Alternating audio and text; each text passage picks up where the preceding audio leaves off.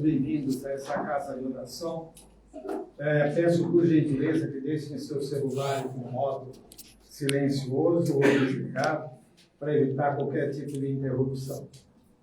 Aproveitem bem essa noite, pensem no Mestre Jesus, nas necessidades que cada um tem, pois isso vai ajudá-los e prepará-los para o nosso trabalho e a continuidade do mesmo.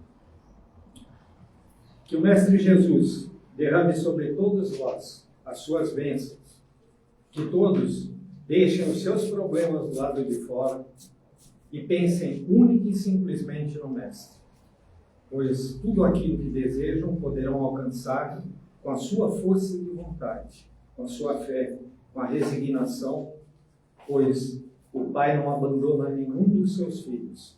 Que tenhamos todos uma boa noite. Vocês vão ficar com a palestra do Carlos Eduardo, que vai nos brindar mais uma vez com uma brilhante palestra. Muito obrigado a todos e que tenhamos uma ótima cromoterapia. Que assim seja.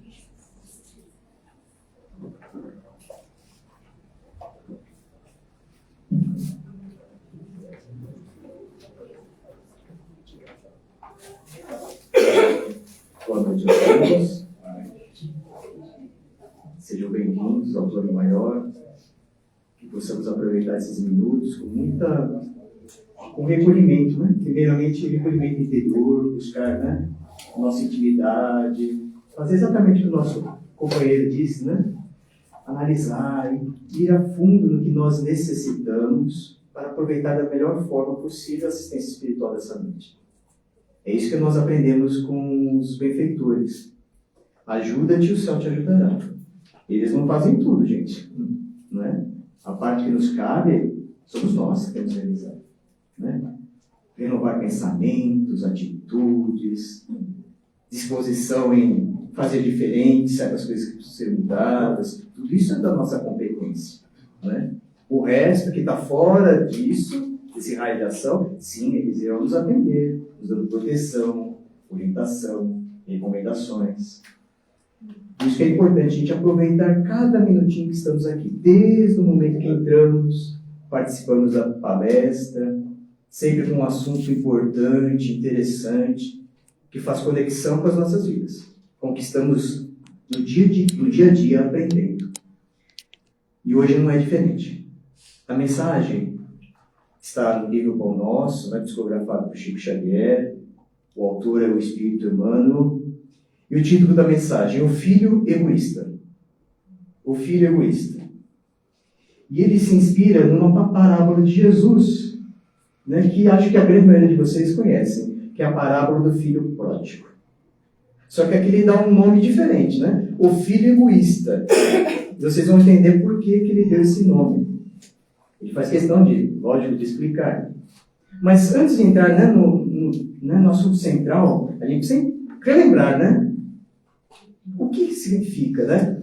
O que Jesus narra com essa parábola? Jesus fala que, num determinado local, numa família, um dos filhos mais novos, ele, cheio, né, de ímpeto juvenil, querendo ganhar o mundo, desfrutar, aproveitar, né? Ele pede ao pai: Senhor, me dê a parte da herança para que eu possa, né, desfrutar, né, decidir por minha conta própria o que fazer da vida, enfim. Como muitos podem pensar assim na atualidade. E o pai não foi contra. Deu a parte que cabia a ele. Eram 2 irmãos. Deu a parte a ele e ele saiu, ganhou o mundo. Ganhou o estradão, como se diz, né? Foi para terras distantes, cheio de dinheiro. Era uma família rica, né, gente?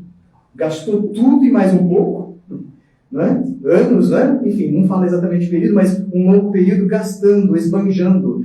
Por isso que é o filho pródigo. Né? Prodigalidade é sentido pródigo, é esbanjar, gastar, né?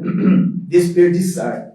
Então ele vai, sem nenhuma responsabilidade, gastando, desperdiçando toda a riqueza da herança que o pai havia dado. Só que, né, tudo tem um fim, né, gente? A riqueza, né, esse recurso financeiro teve um fim. Acabou o dinheiro, os amigos que o acompanhavam nas festas, nos prazeres, né? Nessa vida tão fútil, né? Também se afastaram dele. E para sobreviver, ele teve que recorrer a um trabalho dos mais, né? Dos mais difíceis, né? Mais humilhantes, né? Porque ele teria que cuidar de porcos naquela condição, sem justiça trabalhista, sem nada disso, né? Tendo que comer, né, a própria comida que era oferecida aos porcos, né, para sobreviver. Então, olha o sofrimento que ele começou a experimentar a partir do instante que se viu sem recursos financeiros, né? Teve que trabalhar, suar e comer a pior comida possível, né? Para a época, né? Jesus estava falando para os judeus, gente, né? Vejam, comendo a comida dos porcos. Imagina o choque que, né, que as pessoas que ouviram essa parábola tiveram, né? Mas como, né? Um filho tão rico chegar nessa condição humilhante, né? Pois bem, teve que passar por isso. Chegar ao fundo do poço para então cair, né, na consciência. Que atitude errada que eu tomei. Que decisão infeliz, né? E lembrou-se da família, né? Da boa família onde ele nasceu, do conforto do lar, da segurança que ele tinha em casa, do carinho do pai, da mãe. Tudo isso veio à tona na sua consciência e aí ele foi tomado pelo arrependimento, né? A bênção do arrependimento um dia cai, né?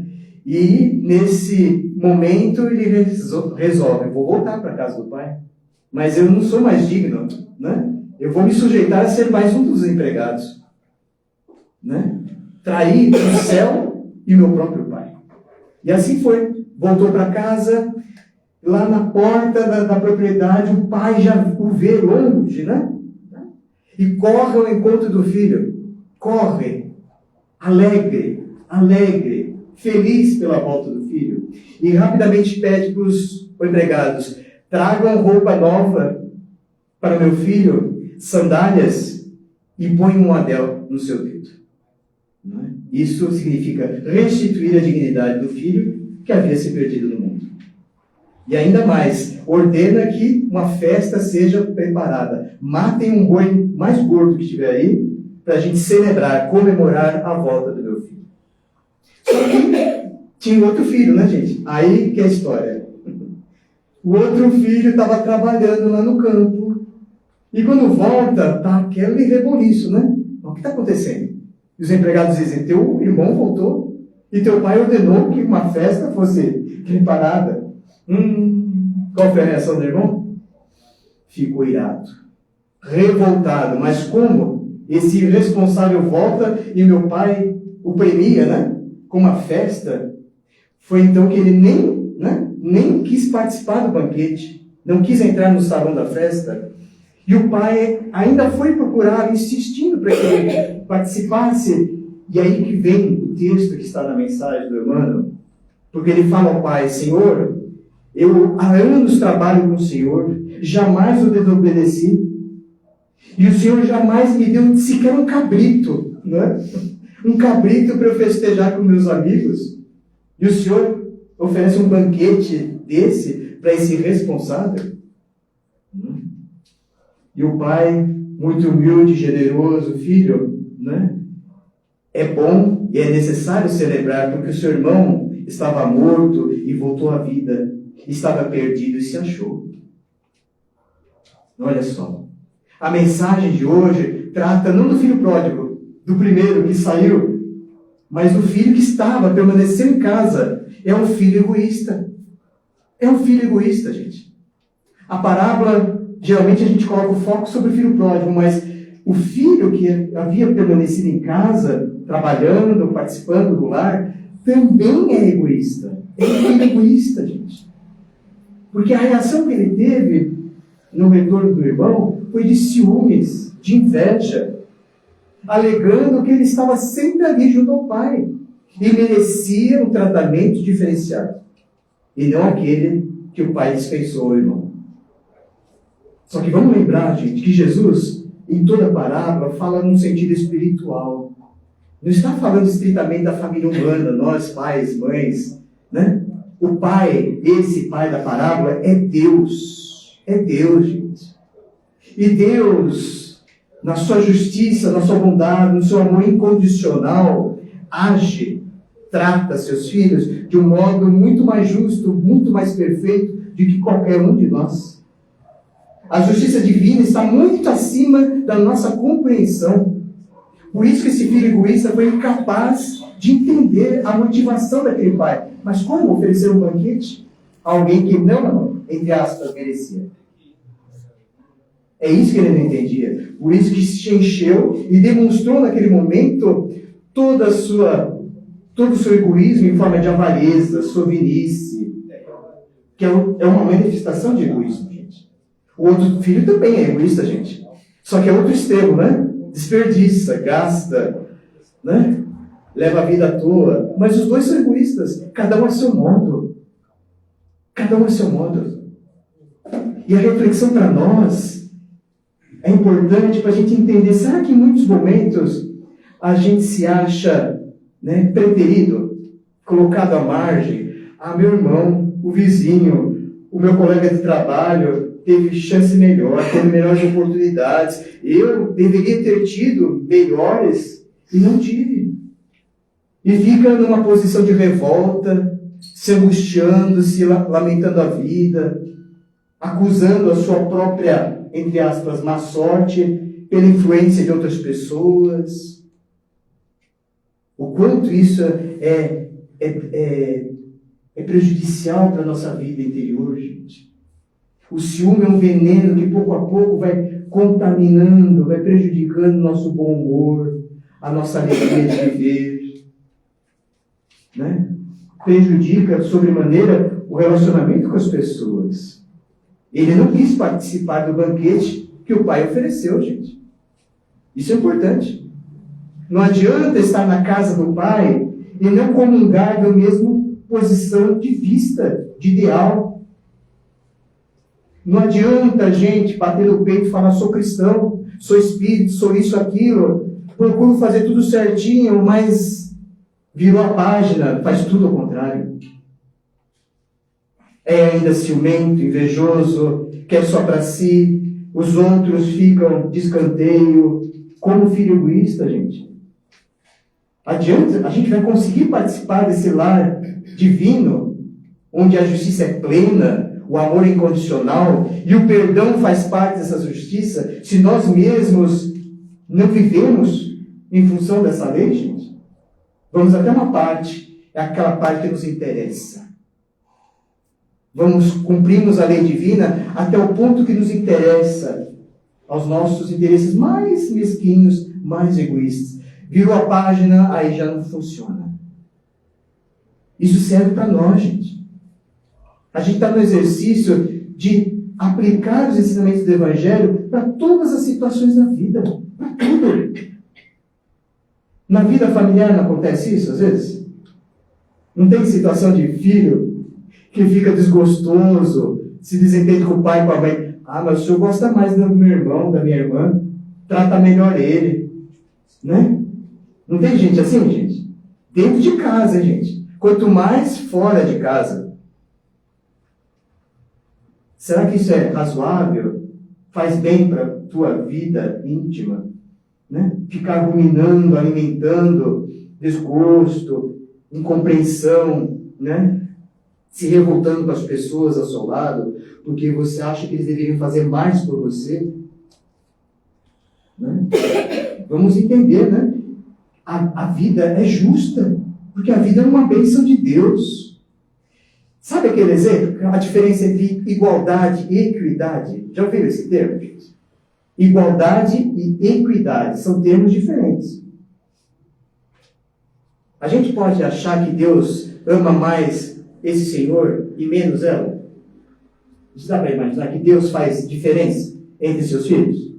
Ama todos igualmente. Não há diferença. O amor de Deus, né? Em intensidade, em atenção, é igual. Assim. Só que a equidade exige que o tratamento, os cuidados, sejam diferenciados. para que todos possam atingir o mesmo objetivo da vida: serem perfeitos, serem puros. Daí que o Espiritismo nos ajuda a entender. A gente aqui em sociedade vive sob as mesmas condições? Longe disso. Tantas pessoas que vivem numa condição de miserabilidade, outras no topo, né, da escala social, dinheiro a perder de vista, e outros sem ter o que para comer, gente. Então, a disparidade de um para o outro. E a gente pode pensar, mas Deus preferiu uns e deixou os outros à margem? Se a gente entende que há essa desigualdade no tratamento de Deus, iremos agir como um filho egoísta, né? Oferecer a um banquete e ao outro, né, sacrifícios. Não faz parte da lógica divina, gente. Por isso que com o Espiritismo a gente entende que cada encarnação, que é um período, um ciclo de existência, entre tantas que já passamos e outras que iremos passar, cada um de nós recebe de Deus uma parte de oportunidades, de experiências, de acordo, aí que está a equidade, de acordo com as nossas necessidades espirituais. Nem mais, nem menos. Uns vêm, né, na riqueza, outros na pobreza, outros numa condição mediana, uns com saúde, outros sem saúde no corpo, mas todos igualmente protegidos e amados por Deus, porque Deus não faz distinção entre ninguém. E ainda, e por isso a gente não pode entrar nesse viés de ter ciúme, se revoltar, achar que você foi esquecido por Deus. Não tem isso, gente. A gente precisa se conscientizar.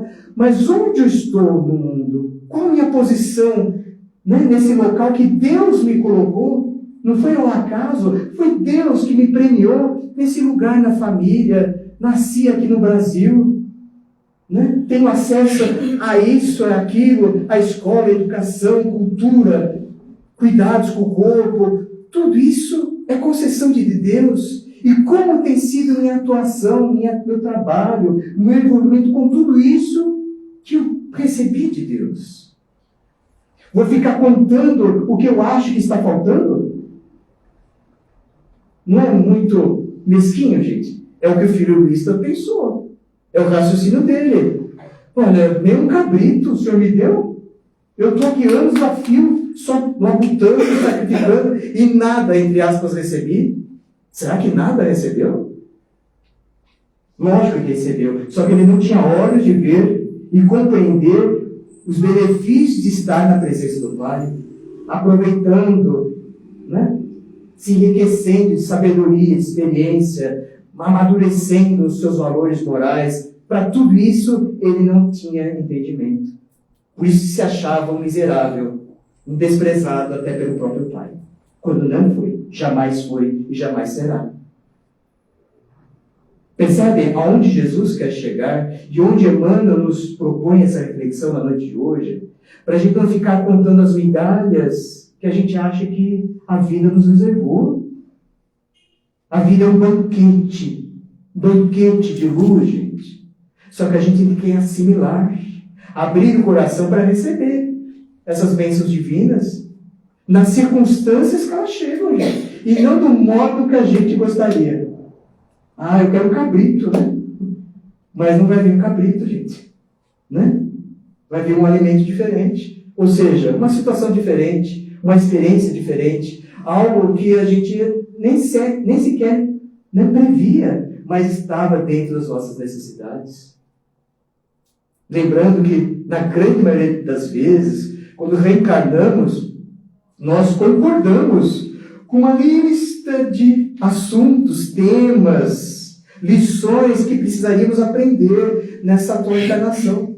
A gente entendeu com os benfeitores, vai fazer bem para você. Vai fazer bem. Né? Reencarnar lá no Brasil. O país é meio difícil, as coisas também, mas lá é uma escola esplêndida para você exercitar paciência, tolerância, a humildade que você está precisando tanto. É lá que você vai ser exposto a esse tipo de experiência. Não adianta querer ir para mundos países mais desenvolvidos, porque talvez lá você vai novamente recapitular as mesmas experiências de vaidade, de orgulho, de indiferença moral, alimentando ainda mais o teu egoísmo. A tua necessidade é vencer o egoísmo, então vou te colocar numa família, numa cidade, num local, em determinadas situações, e você será convidado, né, a aprender o que você ainda não aprendeu. Não é justo, gente? Não é justo? Não é providencial? E muitas vezes a gente acha que não deveria passar por aquilo. Ah, mas estou passando anos a fio, estou trabalhando aqui, estou tentando fazer as coisas certinho. Bem, ainda bem, porque até ontem não fazia assim, não. Até a última encarnação não era a mesma atitude. Hoje você está numa visão diferente, mas até ontem não era bem assim, gente. Não era bem assim. De um modo geral, se aplica a todos nós. Hoje, segundo o Evangelho, nós somos os últimos trabalhadores. Os últimos trabalhadores da vinha do Senhor. São as últimas horas em que Jesus, né, nos convida ao trabalho no bem. Por isso estamos aqui na terra. E abençoado seja esse país que nos recebeu. Né? E tendo acesso a essa doutrina espírita que nos ajuda a nos entendermos como espíritos. A entender o propósito da vida. A não ficarmos mais centrados apenas em nós, no nosso mundinho individual, personalista. A sair desse casulo, né? Desse castelo erguido em nome do egoísmo e abraçar a fraternidade. Esse é o propósito do Evangelho de Jesus. Por isso que a parábola, todo esse enredo que compõe a parábola, fala exatamente da nossa vida, da nossa trajetória espiritual. Nós já fomos esse filho pródigo. Nós já fomos esse filho egoísta. Ou ainda trazemos resquícios, tanto de um quanto de outro. Percebam isso, gente. Analisem profundamente. Sem paixão pessoal. Analisem-se. Todos nós aqui na Terra, encarnados, trazemos um tantinho desse filho pródigo, um tantinho desse filho egoísta em nós. E para tudo isso precisa renovação nas atitudes. Desenvolver a humildade, um senso de fraternidade, um espírito verdadeiramente cristão. Por dentro, não por fora, gente. Passou o tempo que a gente adotava uma religião somente para seguir a tradição da família, da cidade que a gente vive. A gente tem que adotar, né? Escolher por livre e espontânea vontade uma orientação religiosa que faça sentido para o meu viver, para o meu progresso espiritual. Porque aí serei responsável pela minha própria evolução. Não ficará a cargo, né, das concessões de Deus, que tem que orar mais por mim, né, e os outros, talvez. Não cabe mais isso na nossa mente, no nosso coração. Deus nos ama indistintamente. E a gente tem que se tratar como irmãos. Irmão vai se alegrar com a volta de alguém que estava perdido. Não vai, gente? Não vai, gente? Ah, ele não merecia. Vou desprezar. Não faz mais parte da minha vida. Não tem muita gente que faz isso? Risca do mapa da sua convivência aquela pessoa que pisou na bola, o prejudicou. Só que o Evangelho nos convida ao perdão. Não foi o que o pai ofereceu ao filho? Correu, gente, não esperou. Correu até o portão para receber o filho, transviado e irresponsável. Correu, perdoou. E nós, estamos perdoando uns aos outros? Ou estamos nos cobrando, ou exigindo um tratamento diferenciado para nós? Né? Vamos vencendo esse egoísmo pouco a pouco, gente. É um exercício diário. O egoísmo é tão nítido, tão ardiloso, tão sutil, que às vezes a gente nem percebe. A gente nem percebe. Numa atitude, num gesto, numa opinião que a gente dá, numa resposta que a gente dá às pessoas, vai um pouco de egoísmo naquela opinião, naquele ponto de vista, né? Naquele tom de voz. Não tem muita gente que... Só pelo tom de voz você percebe que a pessoa quer humilhar? Quer, né? Humilhar, expor o outro ao ridículo, a uma situação vexatória. É o egoísmo dominante naquela pessoa. Né? E para outras situações até mais triviais, também está lá presente. Né? Essa indiferença, esse, né, braços cruzados, não vou fazer nada. Né? Deixa ele pagar o que merece. Não tem assim? A gente pensa assim, deixa, né? Não vou ajudar nem um tantinho. Não vou fazer nenhuma prece por aquela pessoa. É cristão isso, gente? É uma atitude cristã? Não estamos aqui para julgar os outros, gente. O juízo é só de Deus.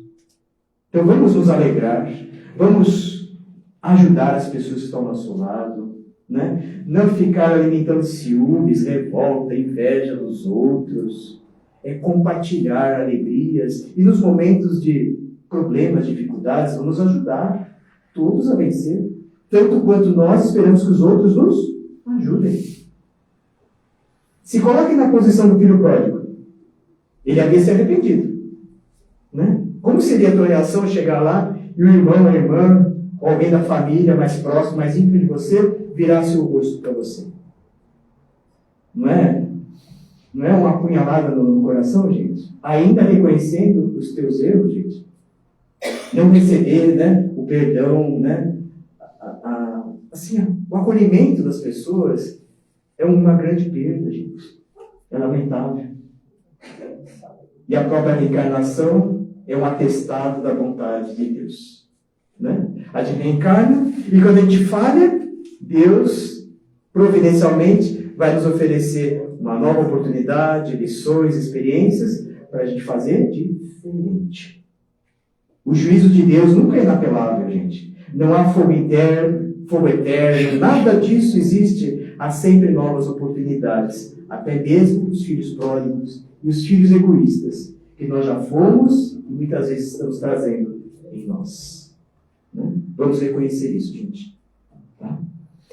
Até numa forma da gente se preparar para o Natal de Jesus, que só resta um mês pela frente, sempre relembrando a proposta de Jesus. Qual que é? Amar. A proposta de Jesus é sempre o amor. E para que haja amor puro, genuíno, verdadeiro, não pode haver egoísmo. O egoísmo anula o amor, gente. Não se combinam. O amor de alma para alma, de coração para coração, exige entrega, exige doação, exige perdão, exige fraternidade, exige tolerância. Tudo isso que Jesus exemplarmente nos ensinou. Então, ao relembrar de Jesus, ao comemorar o Natal, a gente tem que passar por todas essas lições do Evangelho. E não simplesmente comemorar e só pedir a Deus, dê a minha parte, Senhor. Não. Peça a Deus, ajude-me, Senhor, a cumprir os meus deveres na vida que eu recebi de Ti. E agradeço por tudo que recebi de Ti, Senhor. Isso é mais justo, gente, mais honesto. De pedir e agradecer a Deus. Desejo a todos uma boa assistência espiritual, que possamos, em estado de prece, de gratidão, receber toda a energia que o passe irá nos proporcionar. E ao sair daqui, levar essa mensagem de força, de esperança a quem nos espera em casa. Uma boa semana a todos. Fiquem com Deus.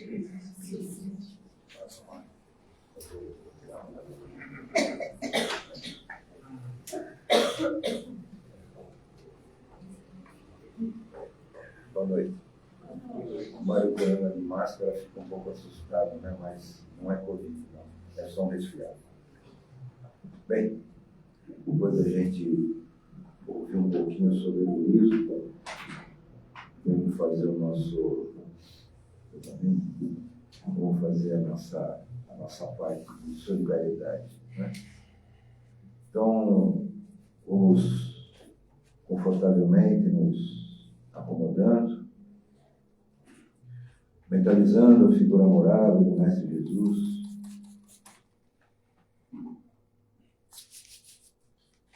Vamos então emanando as nossas melhores vibrações a todos aqueles nossos irmãos que necessitam mais do que nós, em todos os sentidos. Necessitam mais na saúde do físico, mais na saúde espiritual. E nós iniciamos, Senhor, vibrando por aqueles que têm a responsabilidade de conduzir países, os governantes. Que a tua luz, Mestre, se faça presente, bem próximo a eles, que ainda vivem na rota do egoísmo, da ganância, que eles possam despertar, Senhor, para as suas responsabilidades e, quem sabe, recuperar o tempo perdido. Pois, como sempre lembramos, Senhor, o nosso planeta está em fase de transição. Uma transição lenta, mas contínua. E nessa transição, Senhor, nosso planeta sobe degraus. E aqueles que não acompanharem essa mesma vibração, essa mesma frequência, terão que reiniciar sua jornada numa frequência compatível ao que eles viram. E é nesse sentido, Senhor, de solidariedade que nós vibramos para que eles despertem. Vibramos pelos nossos irmãozinhos que se encontram adoecidos em leitos de hospitais ou em suas casas, que eles possam, Senhor, receber do alto todo o amparo que necessitam para a sua saúde física e espiritual. Sabemos, Mestre, que cada espírito tem a sua história milenar e que, portanto, muitas dessas situações são experiências necessárias para o crescimento espiritual. Então, que cada um possa aproveitar essa oportunidade. Vibramos pelos nossos irmãozinhos menores que se encontram nos orfanatos, que eles tenham, Senhor, a possibilidade de serem amparados por uma família que os conduza ao caminho reto. Aos nossos irmãos mais idosos que se encontram nas casas de repouso, que ali eles consigam formar uma egrégora, Senhor, de harmonia, de paz, de amor, para que possam viver ali na paz, na tua paz, Mestre. Vibramos por todos aqueles nossos irmãos que se encontram nos países que ainda estão em conflitos. Que a tua paz, Mestre, possa ser implantada nesses locais e que eles possam recuperar a sua jornada no sentido do amor, da paz, da harmonia, da fraternidade. Vibramos por todos aqueles nossos irmãos que se encontram na lista do chat desses nossos companheiros que estão assistindo a nossa live, que igualmente eles possam receber todo o amparo que necessitam dentro do merecimento de cada um.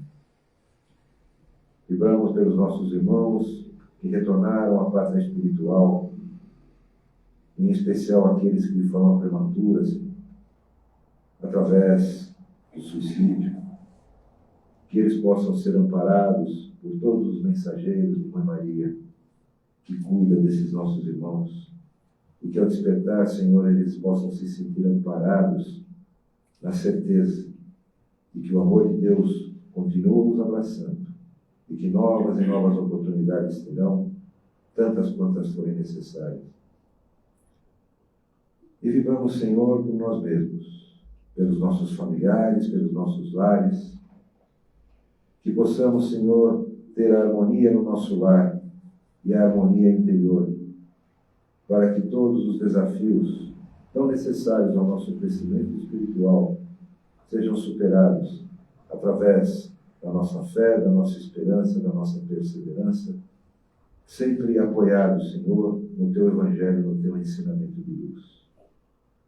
E assim, Mestre Jesus, nós agradecemos pela oportunidade de estarmos aqui mais uma vez aprendendo, assimilando o Teu ensinamento através dos ensinamentos, das palestras, e que possamos, Senhor, encontrar ali, na sala de cromoterapia, aquilo que viemos buscar. Certamente, dentro do nosso merecimento, e certamente, com todo o amparo do plano espiritual. Que a tua paz, Mestre, nos envolva hoje e sempre. Assim seja. Quase que eu possível. Bem, só reforçando, sábado agora é o último tratamento de cura do ano. Então, aqueles que estão no tratamento, venham, apareçam.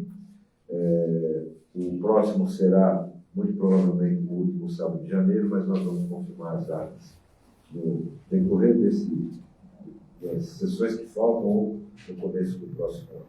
Bom, temos o bazar lá na saída da sala de cromoterapia. Tudo que é vendido ali é revertido para casa, no auxílio da sustentação da casa e das cestas básicas das famílias que nós atendemos.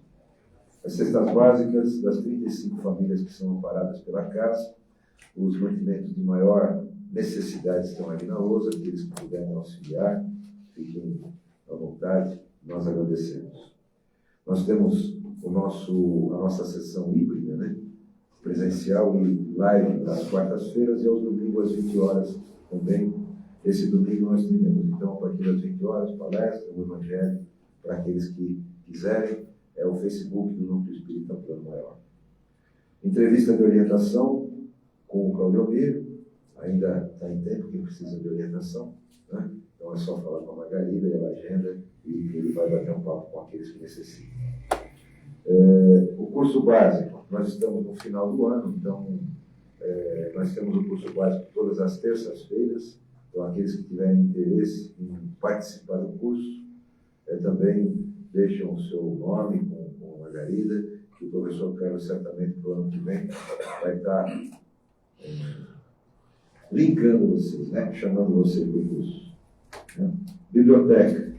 Nós temos aí em cima uma biblioteca com mais de 1000 títulos e todos os livros dentro da doutrina, né? Filosófico, científico, religioso ou moral. Então, aqueles que tiverem interesse, peguem o livro, leiam, vale muito a pena.